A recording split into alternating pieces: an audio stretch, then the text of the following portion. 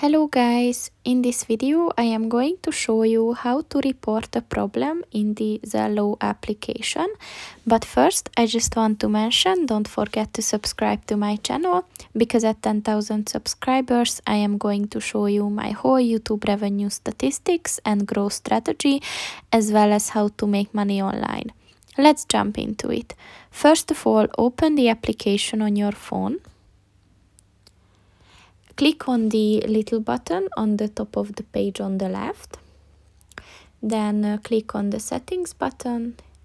And then click on the support button at the very bottom.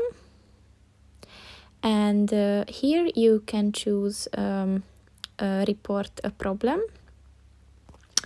And at the problem description, you can just write whatever problem you have with the application, and you can just click on the send button on the top of the page on the right, and then they will contact you about the problem. So that's pretty much it for this video, guys. See you in the next one. Goodbye.